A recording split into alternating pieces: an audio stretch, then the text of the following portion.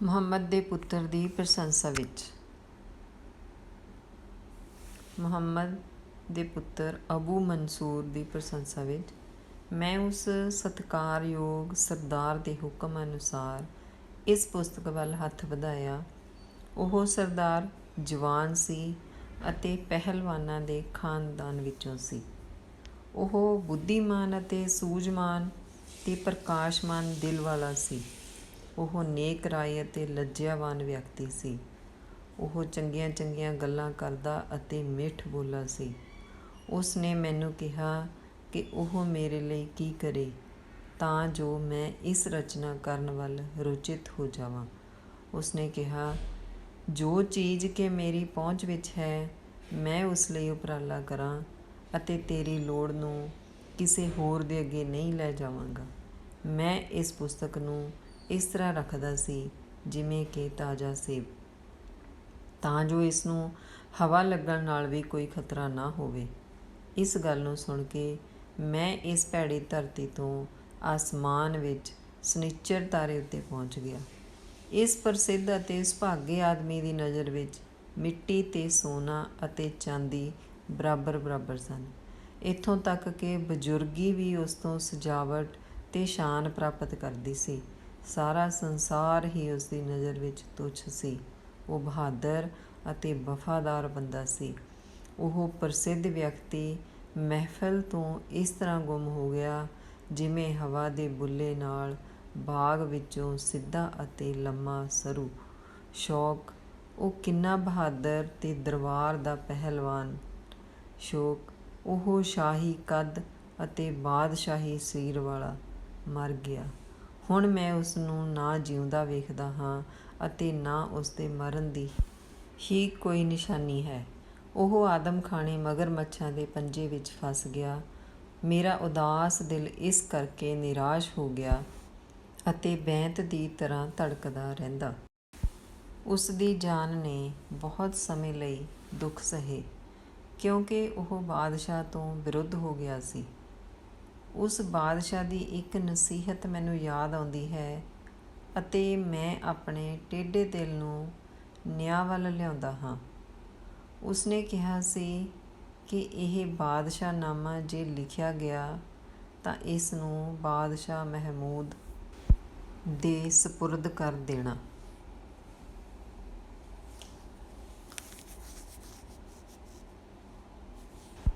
ਮੇਰਾ ਦਿਲ ਉਸ ਦੀ ਇਸ ਗੱਲ ਤੋਂ ਸੰਤੁਸ਼ਟ ਹੋ ਗਿਆ ਅਤੇ ਮੇਰਾ ਮਨ ਪ੍ਰਸੰਨ ਹੋ ਗਿਆ ਤੇ ਖਿੜ ਗਿਆ। ਜਦ ਮੇਰੇ ਬੇਨਸਨਹਾਰ ਮਨ ਨੇ ਉਸ ਦੀ ਨਸੀਹਤ ਨੂੰ ਯਾਦ ਕੀਤਾ ਤਾਂ ਮੈਂ ਉਸ ਦੀ ਉਦਾਰ ਨਸੀਹਤ ਤੋਂ ਪ੍ਰਸੰਨ ਹੋ ਗਿਆ ਅਤੇ ਉੱਚੀ ਸ਼ਾਨ ਵਾਲੇ ਬਾਦਸ਼ਾਹ ਦਾ ਨਾਮ ਲੈ ਕੇ ਇਸ ਪੁਸਤਕ ਨੂੰ ਹੱਥ ਵਿੱਚ ਲੈ ਲਿਆ। ਮਤਲਬ ਕਿ ਸਾਰੀਆਂ ਗੱਲਾਂ ਜਿਹੜੀਆਂ ਇਹ ਫਿਰਦੌਸੀ ਕਹਿ ਰਿਹਾ, ਉਹ ਮੁਹੰਮਦ ਮਹਿਮੂਦ ਗਜ਼ਨਵੀ ਬਾਰੇ ਮਤਲਬ ਕਿ ਉਹਨੇ ਸਾਰਾ ਲਿਖਿਆ ਆ। ਉਹਦੀ ਕੀ ਸੰਤਾਨ ਸੀ, ਕਿੱਦਾਂ ਉਹਨੇ ਅੱਗੇ ਅੱਗੇ ਕੀਤਾ। ਹੁਣ ਆਪਾਂ ਪੜ੍ਹਾਂਗੇ ਸੁਲਤਾਨ ਮਹਿਮੂਦ ਦੀ ਪ੍ਰਸ਼ੰਸਾ ਵਿੱਚ।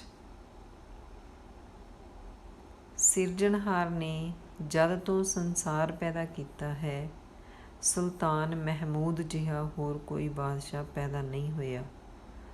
ਉਹ ਤਾਜ ਅਤੇ ਤਖ਼ਤ ਦਾ ਮਾਲਕ ਹੈ। ਉਹ ਸੰਸਾਰ ਬਿਜਈ ਬਾਦਸ਼ਾਹ ਸੁਭਾਗਾ ਹੈ। ਜਦ ਸੂਰਜ ਨੇ ਤਖ਼ਤ ਉੱਤੇ ਬੈਠ ਕੇ ਆਪਣਾ ਤਾਜ ਪਹਿਨਿਆ ਤਾਂ ਧਰਤੀ ਚਮਕਦਾਰ ਹਾਥੀ ਦੰਦ ਦੀ ਤਰ੍ਹਾਂ ਜਗਮਗਾ ਉੱਠੀ। ਤੂੰ ਵੀ ਕਹਿੰਦਾ ਕਿ ਇਹ ਪ੍ਰਕਾਸ਼ਮਾਨ ਸੂਰਜ ਕਿਹੋ ਜਿਹਾ ਅਦਭੁਤ ਹੈ ਜਿਸ ਤੋਂ ਕਿ ਸੰਸਾਰ ਵਿੱਚ ਇੰਨਾ ਪ੍ਰਕਾਸ਼ ਫੈਲ ਗਿਆ। ਇਹ ਬਾਦਸ਼ਾਹ ਅਬੁਲ ਕਾਸਮ ਅਜਿਹਾ ਵਿਜয়ੀ ਤੇ ਭਾਗਸ਼ਾਲੀ ਹੈ ਕਿ ਇਸਨੇ ਆਪਣਾ ਤਖ਼ਤ ਸੂਰਜ ਦੇ ਤਾਜ ਉੱਤੇ ਰੱਖਿਆ ਹੋਇਆ ਹੈ। ਉਸਨੇ ਪੂਰਬ ਤੋਂ ਪੱਛਮ ਤੱਕ ਸਾਰੀ ਧਰਤੀ ਨੂੰ ਸ਼ਿੰਗਾਰ ਦਿੱਤਾ ਅਤੇ ਉਸ ਦੀ ਸ਼ਾਨ ਤੋਂ ਸੋਨੇ ਦੀਆਂ ਖਾਣਾਂ ਪ੍ਰਗਟ ਹੋ ਗਈਆਂ। ਮੇਰੇ ਸੁੱਤੇ ਪਏ ਭਾਗ ਜਾਗ ਪਏ। ਅਤੇ ਮੇਰੇ ਦਿਮਾਗ ਵਿੱਚ ਕਿਤਨੇ ਹੀ ਚੰਗੇ ਚੰਗੇ ਖਿਆਲ ਪੈਦਾ ਹੋ ਗਏ। ਜਦ ਮੈਂ ਵੇਖਿਆ ਕਿ ਮੇਰਾ ਕਵਿਤਾ ਰਚਨ ਦਾ ਸਮਾਂ ਆ ਗਿਆ ਹੈ ਤਾਂ ਮੈਂ ਸਮਝਿਆ ਕਿ ਹੁਣ ਮੇਰਾ ਮੱਧਮ ਪਿਆ ਰੁਜ਼ਗਾਰ ਚਮਕ ਉੱਠੇਗਾ। ਇੱਕ ਰਾਤ ਮੈਂ ਸੰਸਾਰ ਦੇ ਬਾਦਸ਼ਾਹ ਦੀ ਪ੍ਰਸ਼ੰਸਾ ਦੇ ਖਿਆਲਾਂ ਨਾਲ ਭਰੇ ਹੋਏ ਦਿਲ ਸਹਿਤ ਸੌਂ ਗਿਆ। ਉਸ ਹਨੇਰੀ ਰਾਤ ਵਿੱਚ ਮੇਰਾ ਦਿਲ ਪ੍ਰਕਾਸ਼ਮਾਨ ਸੀ। ਮੈਂ ਮੂੰਹ ਬੰਦ ਕਰਕੇ ਪ੍ਰਸੰਨ ਚਿੱਤ ਹੋ ਕੇ ਸੌਂ ਗਿਆ। ਮੇਰੀ ਰੌਸ਼ਨ ਰੂਹ ਨੇ ਇਸ ਤਰ੍ਹਾਂ ਦਾ ਇੱਕ ਸੁਪਨਾ ਦੇਖਿਆ ਕਿ ਇੱਕ ਜਗਮਗਾਉਂਦੀ ਬੱਤੀ ਪਾਣੀ ਵਿੱਚੋਂ ਨਿਕਲੀ। ਇਸ ਤੋਂ ਧਰਤੀ ਦਾ ਸਾਰਾ ਤਲ ਅਤੇ ਲਾਜਵਰਦੀ ਅਸਮਾਨ ਉਸ ਰਾਤ ਯਾਕੂਤ ਜਿਹਾ ਪੀਲਾ ਹੋ ਗਿਆ। ਉਸ ਸੁਪਨੇ ਵਿੱਚ ਧਰਤੀ ਦਾ ਮੈਦਾਨ ਮਖਮਲ ਜਿਹਾ ਪ੍ਰਤੀਤ ਹੋਇਆ ਅਤੇ ਫਿਰ ਇੱਕ ਫਿਰੋਜ਼ੇ ਦਾ ਤਖ਼ਤ ਪ੍ਰਗਟ ਹੋਇਆ। ਉਸ ਉੱਤੇ ਚੰਦਰਮਾ ਜਿਹਾ ਇੱਕ ਬਾਦਸ਼ਾਹ ਬੈਠ ਗਿਆ। ਟੋਪੀ ਦੀ ਥਾਂ ਉਸਦੇ ਸਿਰ ਉੱਤੇ ਤਾਜ ਸੀ। 2 ਮੀਲ ਤੱਕ ਫੌਜ 2 ਕਤਾਰਾਂ ਵਿੱਚ ਖੜੀ ਸੀ ਅਤੇ ਉਸਦੇ ਖੱਬੇ ਹੱਥ ਵੱਲ 700 ਮਸਤ ਹਾਥੀ ਖੜੇ ਸਨ। ਮਤਲਬ ਕਿ ਜਿਹੜਾ ਉਹਦਾ ਰਾਜ ਭਾਗ ਸੀ ਬਹੁਤ ਹੀ ਵਿਸ਼ਾਲ ਸੀਗਾ, ਬਹੁਤ ਹੀ ਉਹਦੀ ਫੌਜ ਸੀ। ਉਹਦੇ ਵਿੱਚ ਬਹੁਤ ਸਾਰੇ ਹਾਥੀ, ਘੋੜੇ ਆਦਿ ਸੀਗੇ। ਇੱਕ ਪਵਿੱਤਰ ਵਜ਼ੀਰ ਉਸਦੇ ਅੱਗੇ ਖੜਾ ਸੀ।